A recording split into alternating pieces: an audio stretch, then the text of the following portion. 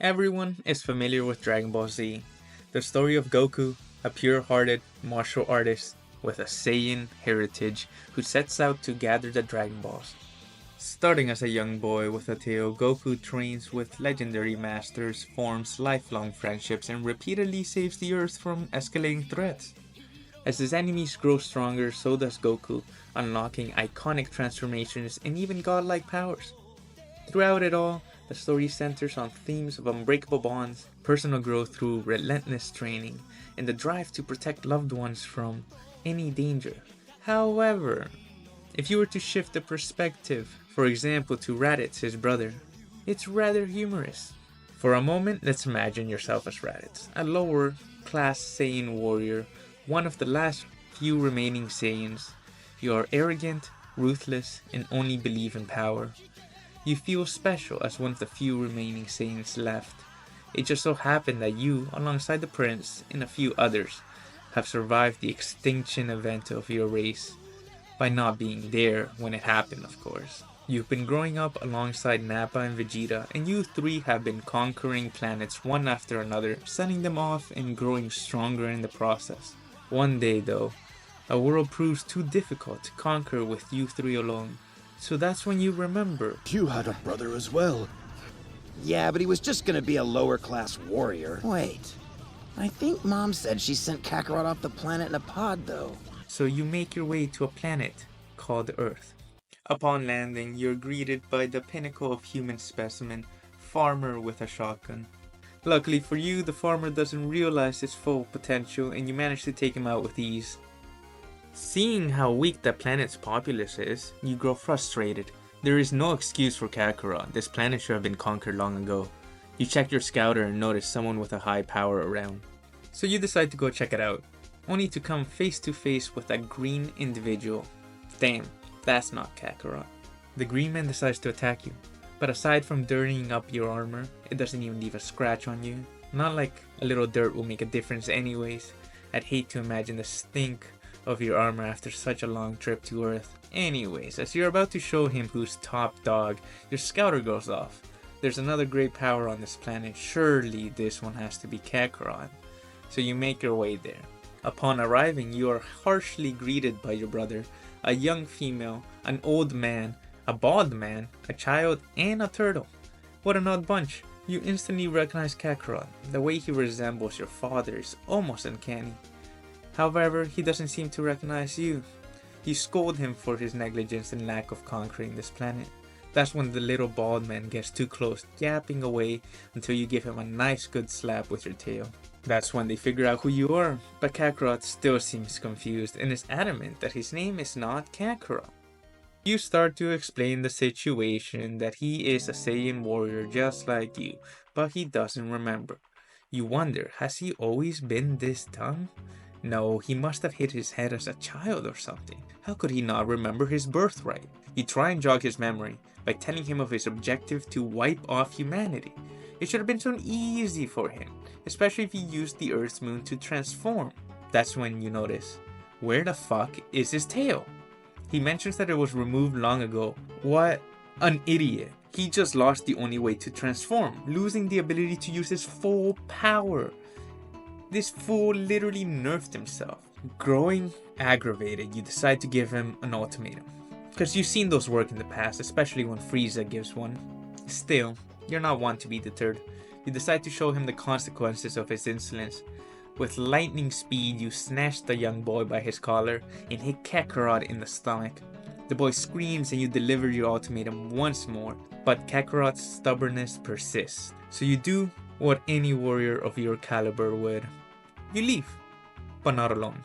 If Kakarot won't join you willingly, then you'll have to force him to. You take the child as leverage and give Kakarot a simple task that even a weakling like him can accomplish. Kill 100 Earthlings or his son will die.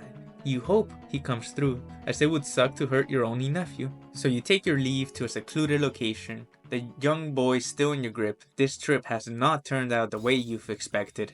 No matter, you'll just wait for Kakarot to come to his senses. The kid, however, won't shut up, so you throw him in your pod, and suddenly your scouter goes off, indicating a great power nearby. Looking around frantically, you see that there's no one. That's when you turn to the boy and it's him. But that's impossible, you say. The scouter must be malfunctioning. What a piece of junk. You laugh it off as it almost gave you a scare and decide to go find some food while you wait. After eating some meat and fruits, both raw mind you, you walk back to the crater in your pod. Your scouter is still giving out the same power level from the kid as before. It's quite unfortunate you haven't brought the manual, because this thing is acting up. Suddenly, your scouter alerts you of 2 smaller power levels traveling towards you. But that's impossible. Kakarot shouldn't know of your location. Clearly this garbage piece of tech is broken and you need to take it easy. That is, until you see them arriving from the distance and you start to shit bricks a bit. Cause if the scouter isn't broken, then that means the kid's power level is true. But that's impossible. But you got no time to worry about that right now. Kakarot and his friend will be landing soon. And soon enough, Kakarot arrives and he brought an unexpected ally, the Green Man. The idea of your brother teaming up with an alien weakling is laughable, but their combined power does pique your interest. You'll teach your brother and his friend a lesson and they might even put up a bit of a challenge for you. Before the fight begins, they seem to strip off pieces of their clothing and you wonder what kind of fight this will be. Luckily, they stop and still keep some of them on. And as the fight erupts, though they are working together, it is clear they're unmatched. You're taking it easy, dodging and attacking with a smile on your face. You dominating the battle, taunting them at every turn.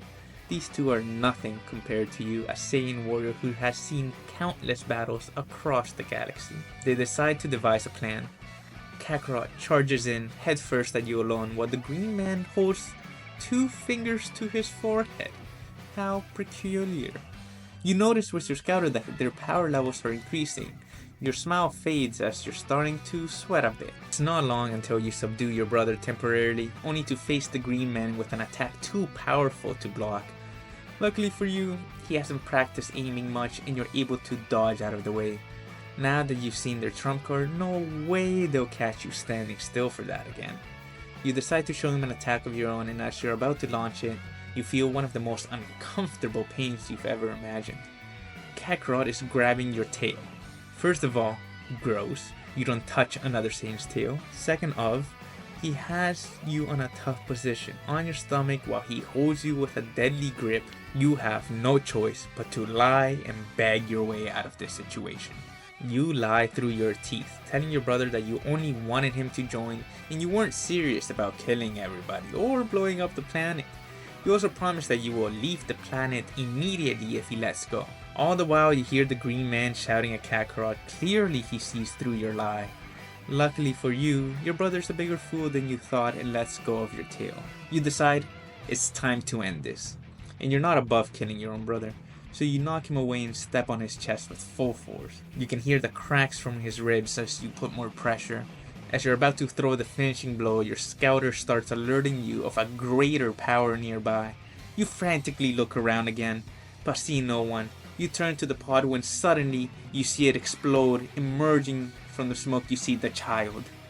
This little brat just blew up your pod. Does he have any idea how expensive those are? Not to mention you're now stuck here with no way off this pathetic planet. Could this day get any worse? Before you could even muster a word though, the child flies at you at incredible speed, smashes headfirst into your chest, cracking your armor. You cry out in pain. That's impossible, a mere child able to hurt you this bad when no one else has? You immediately see this as a huge threat, and you already have many others more powerful than you. You refuse to add another to the list, especially your brother's child. So you do what any first-class warrior would do in this situation, and you go unalive the child. As you approach the kid, it looks like his power up was just temporarily. However, due to the recent hit, you drop your guard, and your brother Kakarot, in an act of desperation, holds you in place, locking your tail and body in a vice grip. How annoying. You try and force him off, but he holds on rather tight and you're unable to get him off. That's when the Green Man places 2 fingers onto his forehead again. Oh no, you've seen this before, and you definitely can't tank this attack. With your brother on you, dodging seems impossible. The situation is growing dire and your heart rate is increasing and you start to panic a little. No thanks to your scouter either, every second announcing the growing power of the Green Man climbing higher and higher. You try to reason with Kakarot, telling him he would die as well, since he won't be able to dodge it either. He tells you he knows, and yells for Piccolo to do it. Your heart sinks as shit has hit the fan, and in mere moments you will die along with your idiot brother. However, maybe the Green Man will hesitate and not want to kill his friends. But as you turn to look at him, he is laughing, and you are positive you just heard him rejoice in the fact that he gets to kill Kakarot. What fucked up friendship do they have? But then it happens. A blinding beam of energy pierces through your chest in a pain you've never felt before. You stagger, blood pouring from your wound. You fall to the ground, gasping for air. You can't believe it. Defeated by these pathetic fools. The Green Man stands over you, decides to take this moment to put salt on the wound. He tells you how Goku will have the last laugh, that he will be back shortly.